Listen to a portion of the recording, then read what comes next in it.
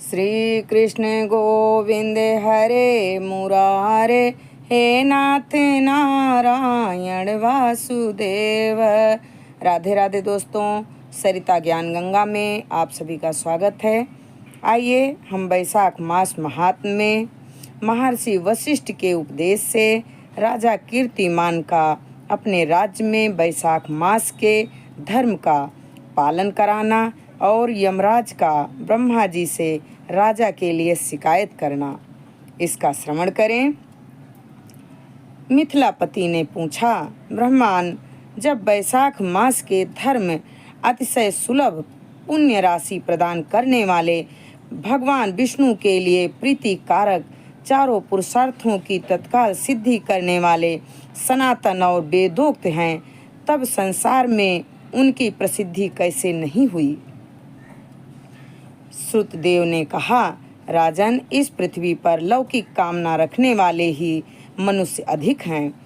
उनमें से कुछ राजस और कुछ तामस हैं। वे लोग इस संसार के भोगों तथा पुत्र पौत्रादि संपदाओं की ही अभिलाषा रखते हैं।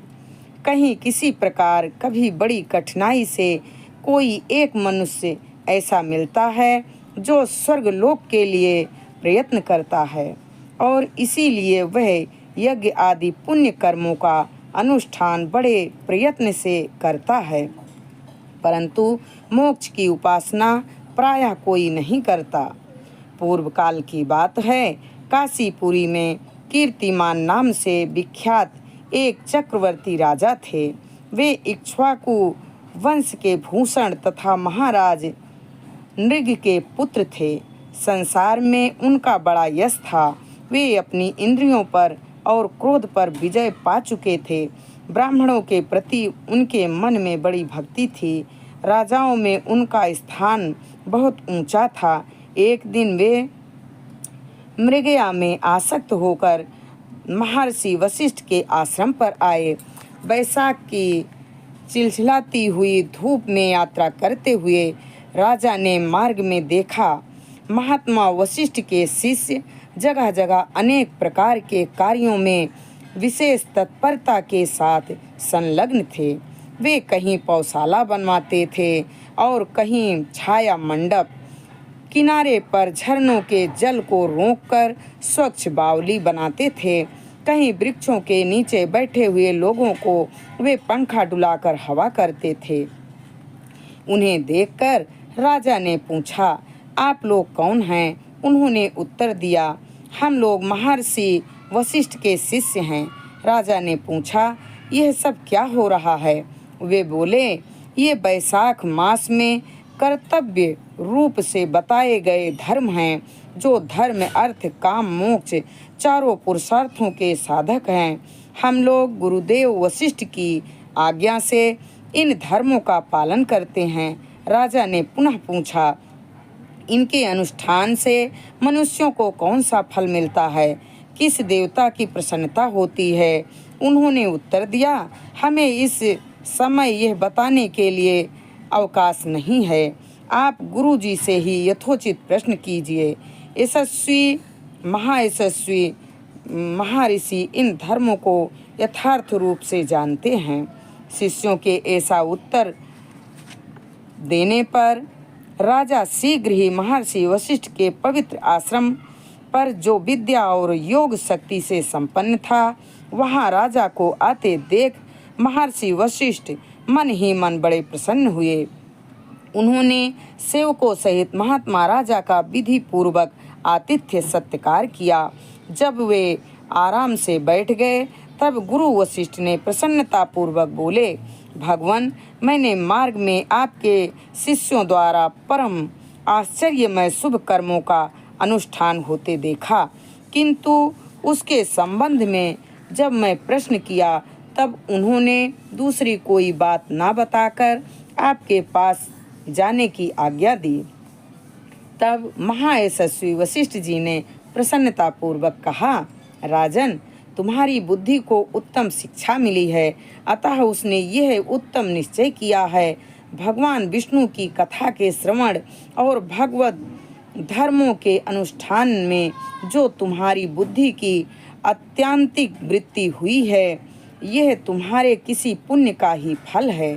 जिसने वैशाख मास में बताए हुए महाधर्मों के द्वारा भगवान श्री हरि की आराधना की है, उसके उन धर्मों से भगवान बहुत संतुष्ट होते हैं और उसे मनोवांछित वस्तु प्रदान करते हैं। इसलिए सदा भगवान विष्णु की भक्ति करनी चाहिए। जगदीश्वर श्री हरि जल से भी पूजा करने पर क्लेश मात्र नाश कर देते हैं और शीघ्र प्रसन्न होते हैं। वैशाख मास में बताए हुए धर्म थोड़े से ही परिश्रम द्वारा साध्य होने पर भी भगवान विष्णु के लिए प्रीतिकारक एवं शुभ देने वाले कारण अधिक व्यय से सिद्ध होने वाले बड़े बड़े ध्यानादि कर्मों का भी तिरस्कार करने वाले। अतः भूपाल, तुम भी वैशाख मास में बताए हुए धर्मों का पालन करो और तुम्हारे राज्य में निवास करने वाले अन्य सभी लोगों को भी इस कल्याणकारी धर्म का पालन कराओ। वशिष्ठ जी ने वैशाख मास के सब धर्मों का राजा के समक्ष वर्णन किया। उन सब धर्मों को सुनकर राजा ने गुरु का भक्ति भाव से पूजन किया और घर जाकर वे धर्मों का विधि पूर्वक पालन करने लगे। उन्होंने हाथी की पीठ पर नगाड़ा रखकर सिपाहियों से अपने राज्य में डंके की चोट पर यह घोषणा करा दी, मेरे राज्य में जो 8 वर्ष से अधिक आयु वाला मनुष्य है, उसकी आयु जब तक 80 वर्ष की ना हो जाए तब तक मेष राशि में सूर्य के स्थित होने पर यदि वह प्रातःकाल स्नान नहीं करेगा तो मेरे द्वारा दंडनीय, बाध्य तथा राज्य से निकाल देने योग्य समझा जाएगा। यह मेरा आदेश है। प्रातःकाल शुभ जल में स्नान करके श्रेष्ठ ब्राह्मणों को दान करना चाहिए। तुम सब लोग अपनी शक्ति के अनुसार पौशाला और दान आदि धर्मों का आचरण करो। राजा कीर्तिमान ने प्रत्येक ग्राम में धर्म का उपदेश करने वाले एक एक ब्राह्मण को बसाया। 5-5 गांवों पर एक एक ऐसे अधिकारी की नियुक्ति की जो धर्म का त्याग करने वाले लोगों को दंड दे सके।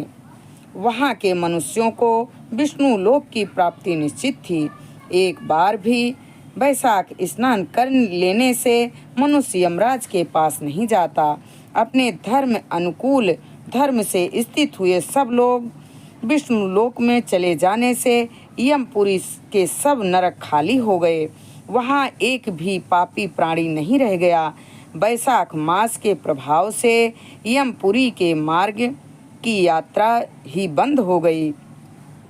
सब मनुष्य दिव्य आकृति धारण करके भगवान के धाम में जाने लगे। देवताओं के लोक हैं वे सब शून्य हो गए। स्वर्ग और नरक दोनों शून्य हो गए। एक दिन नारद जी ने धर्मराज के पास जाकर कहा, धर्मराज, आपके इस नरक में अब पहले जैसा कोलाहल नहीं सुनाई पड़ता। पहले की भांति पाप कर्मों का लेखा भी नहीं लिखा जा रहा है। चित्रगुप्त जी तो ऐसे मौन से बैठे हुए थे जैसे कोई मुनि हो। महाराज, इसका कारण बताइए। महात्मा नारद के ऐसा कहने पर राजा यम ने कुछ दीनता के स्वर में कहा, नारद, इस समय पृथ्वी पर जो राजा है, जो राज्य कर रहा है, वह पुराण पुरुषोत्तम भगवान श्री विष्णु का बड़ा भक्त है। उसके भय से कोई भी मनुष्य कभी वैशाख मास का उल्लंघन नहीं करता। उस पुण्य कर्म के प्रभाव से सभी भगवान विष्णु के परम धाम को चले जाते हैं। मुनि श्रेष्ठ, उस राजा ने इस समय मेरे लोक का मार्ग लुप्त सा कर रखा है। अतः ब्रह्मा जी के समीप जाकर यह सब समाचार उनसे मैं निवेदित करके तभी मैं स्वस्थ होऊंगा। ऐसा निश्चय करके यमराज ब्रह्मा जी के लोक में गए और वहां बैठे हुए ब्रह्मा जी का दर्शन किया। ब्रह्मा जी ने यमराज को देखा और यमराज ब्रह्मा जी के आगे पृथ्वी पर गिर पड़े। फिर यमराज ने कहा, कमलासन कमल में लगाया हुआ पुरुष स्वामी की आज्ञा का ठीक ठीक पालन नहीं करता और उसका धन लेकर भोगता है, वह काठ का कीड़ा होता है। मैं आपकी आज्ञा से धर्मपूर्वक प्रजा का शासन कर रहा था।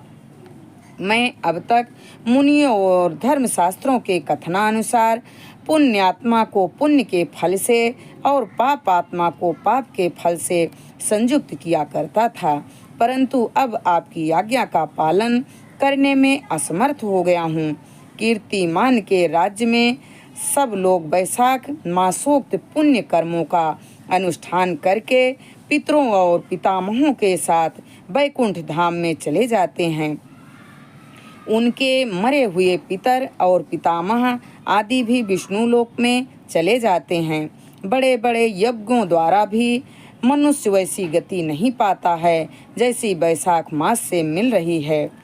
इस संसार में पवित्र और अपवित्र सभी लोग राजा की आज्ञा से वैशाख मास के धर्म का पालन करके विष्णु लोक को जा रहे हैं। लोकनाथ, उनकी प्रेरणा से संस्कारहीन मनुष्य भी वैशाख स्नान मात्र से वैकुंठ धाम में चले जाते हैं। वह केवल भगवान विष्णु के चरणों की ही शरण लेने वाला है। राजा कीर्तिमान की माता और उसकी पत्नी का पुण्य संसार में विख्यात है। उसकी माता एकमात्र वीर जननी है और वह राजा निश्चय ही संसार में बहुत बड़ा वीर है।